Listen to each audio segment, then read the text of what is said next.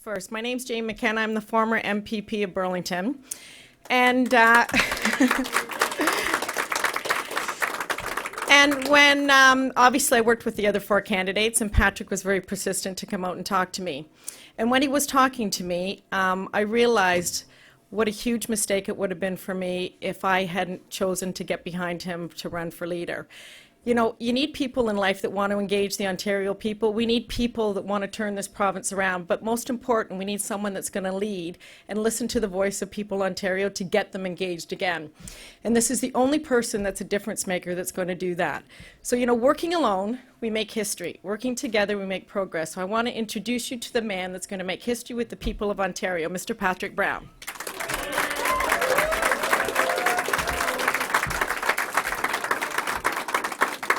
Well, thank you everyone for coming today for our official opening of our campaign office.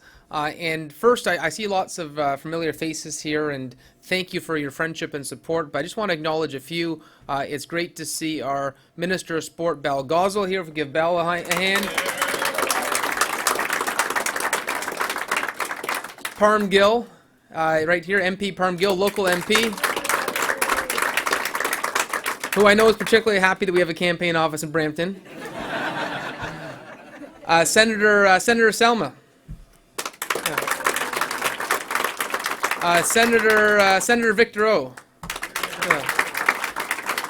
Victor's here despite being jet-lagged. He just went to China with the Prime Minister, so I appreciate you coming so quickly. Of course, I like to say my uncle, Senator Condonino, he's yesterday corrected me. He said, start calling me your younger brother. So... Condonino, who I've known since I was 14, and of course MPP Rick Nichols, my good friend and our very first supporter in the provincial legislature. I should also recognize, I think Senator Don Meredith I saw on the way in. He's somewhere here as well. And I think we're going to have a few other friends joining us throughout the afternoon. I'm really excited about this campaign and the rebuild of our party. And I got asked a few times today, you know, why would you have a campaign office in Brampton? Why would you have a campaign office in Peel? And I'd said, well, why would you not have a campaign office in Brampton or Peel?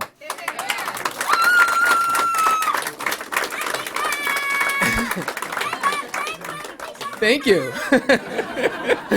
And a better example, we have never won government in this province without winning Peel. If there's ever a better reason to understand why it's important to win in areas like this, you know, that's it right there. And the fact that we finished third in the most cases in Brampton is a sign for me of the type of work we need to do. And, you know, a lot of people have talked about the last election and said, you know, don't worry, we'll get them next time. I think unless we change the culture of the party, you know, there's a tendency to repeat the same mistakes. And we know that all too well now. 4 elections in a row. You know, our interim leader, Jim Wilson, likes to say we shot ourselves in the foot 2 elections ago, and we shot ourselves in the foot again, and we've got no feet left to shoot. And, you know, I'm a little worried. I think I used an analogy this morning in Ottawa. Today is in a typical slow day. I'm only going to be in 5 cities. But in Ottawa, I said, if we go back to the same mechanic who broke the car in the first place, and you take them back again, you're probably going to have the same results. And I really believe our party needs a fundamental change. You know, I look at our party right now. I've been a member of both the Conservative Party and the PC Party for 22 years. And I look at our party and I see lost opportunity. You know, we're 10,000 members provincially. The Federal Party has 100,000 members in Ontario. When we were in power, we had 100,000 members. And when I toured the province and visited associations, you know, I saw that we didn't have the strength, didn't have the engagement, the involvement that we needed to, whether it was in Eastern Ontario where it was generally an audience over the age of 65. Nothing against anyone here who's over 65, but I want to see rooms like this, rooms like the one I'm seeing today that is diverse, that is young, that is vibrant, that is energetic. And if we're going to win, that's what our party needs. And we've got a big task ahead to build that army, to build that membership. I see Derek Parks here. Derek ran for us in Thunder Bay. You know, myself and Mike Gartner and Dale Howardchuk, we did an extensive tour of Northern Ontario, and we were visiting ridings where the membership was 0, in one case in Moosonee, or 9 in Fort Francis, or in Thunder Bay where it was less than 100. You know, I want to make sure those ridings, that we build those relationships. We reach out to municipal councillors. We reach out to past Conservative activists. You know, I look at the area like the North, and I look at an area like Peel. I look at other areas in Ontario, like downtown Scarborough. I got a lot of friends from Scarborough here today. And, we won seats in the federal election in Scarborough. We won seats up north in the federal election. And, of course, in Brampton, Parham and Bow and Kyle won by a mile. And that tells me when you build a united Conservative team, you can win. But here are some of the changes we're going to need to do. One, and I've said this all around the province, we need to change our approach of always being partisan, always being negative. I look at the last budget. We voted against it without reading it. Frankly, every time the Liberals brought something up, we voted against it. My philosophy has always been, whether it was on City Council or in the House of Commons, you champion any cause that benefits Canada. You champion any cause that benefits Ontario. There is no monopoly on a good idea. And that's why last week I was so happy to see our party, we actually voted for an NDP motion. They wanted to make Remembrance Day a national holiday. And we said, you know what, we will support that because it's the right thing to do, regardless of where that idea comes from. And that needs to be our philosophy and our governing principle at Queen's Park. We need to move away from grandstanding and partisan politics.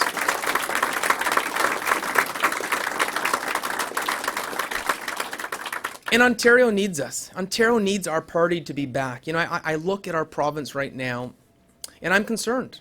A $12.5 billion deficit. You see hydro prices that are skyrocketing. I was in Leamington a few weeks ago and visiting a local business with a $19 million payroll. Nature farms, high-tech agriculture, high-paying jobs. And the owner there told me he's going to expand his business, double the size of his business. But he's going to do it in Michigan. Why? Because of hydro prices 3 times the price here. If there's ever a policy that would have merited our party being elected, hydro prices alone highlight how this government makes investment so difficult. I've been touring a lot of police station and fire halls, and people say, the firefighters and the police, they worked against your party last time. But the firefighters and police also worked their tails off to elect Stephen Harper Prime Minister.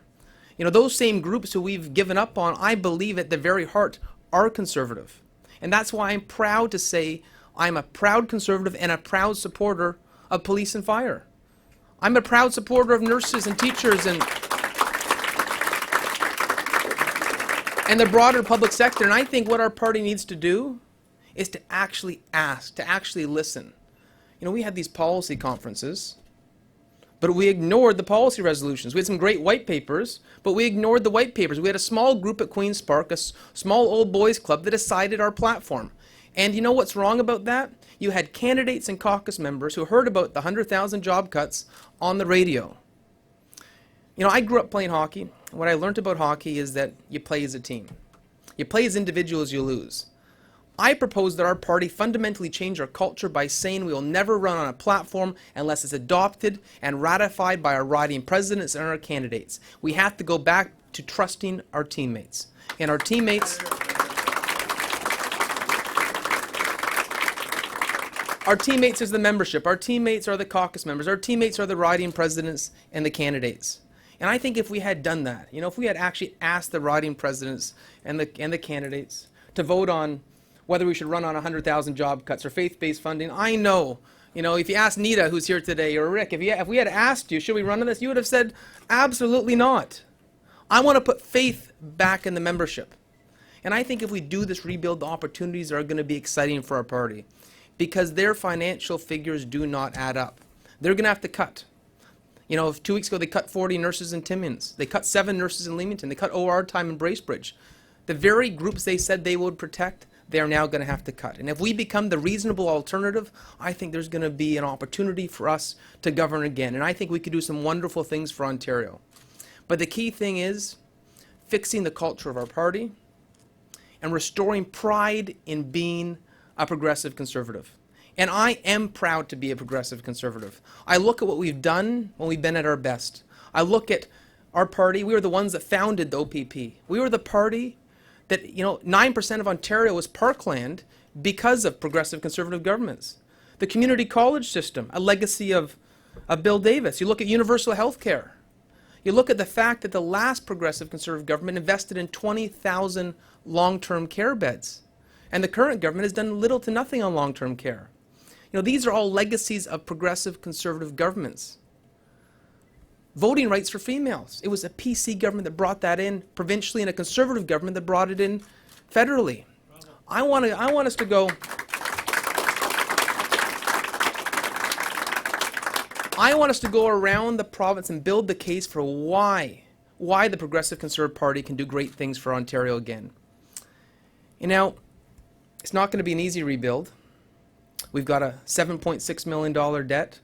We've got a membership at a 50-year low. But I think if we can engage tens of thousands of new members, we replicate the success that we've seen federally, where we've grown our plurality 4 elections in a row, and we understand that we will succeed only as a team and not as individuals, I really think we can do it. And that journey starts with this leadership. It starts with understanding that our party doesn't need just tinkering, it needs an absolute rebuild, and needs to be genuine. And I think if we do that, I look around this room and I see those that sweat and toiled for our party. You know, I look at Andrew who ran in York Southwest, and I look at Nita in Scarborough, I look at Rick. I want to make sure we do not waste your effort again. I want to make sure that ridings like Burlington, which we had for 71 years, we ensure we elect a progressive conservative MPP there again. And that journey starts with this leadership, and that journey starts with cutting a ribbon at this campaign office that hopefully is going to result in tens of thousands of new members joining this party. And I would say this, last election, I think we're licking our wounds in Peel. And my hope is that next election we're back here to make sure that Parm and Bal and Selma and others who are activists here in Peel will have a lot of friends and colleagues on the provincial benches here in Peel. So thank you so much for coming today.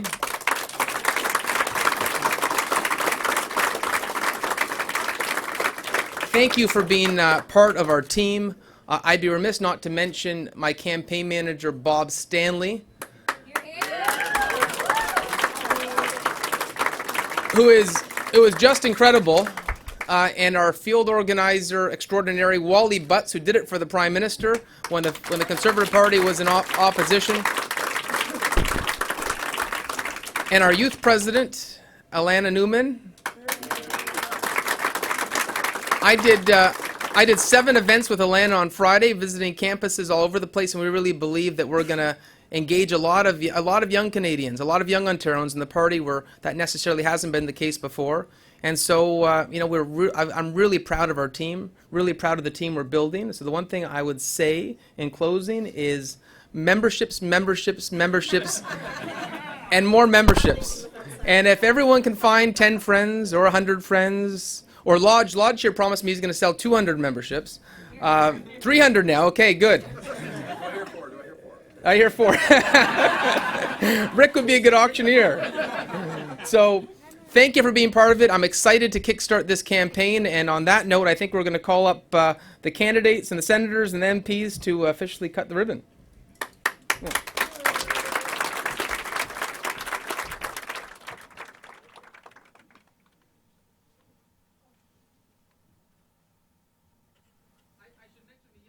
Conservative in the room is my my nephew here, Harrison. He's 1 month old. My sister is holding him. So, yeah, he's been very silent. We haven't woke him up.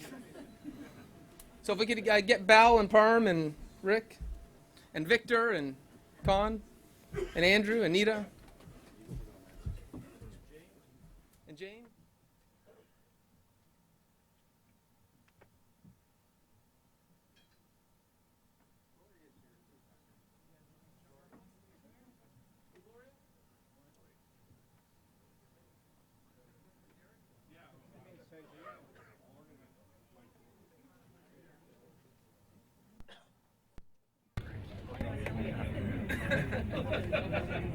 Yeah.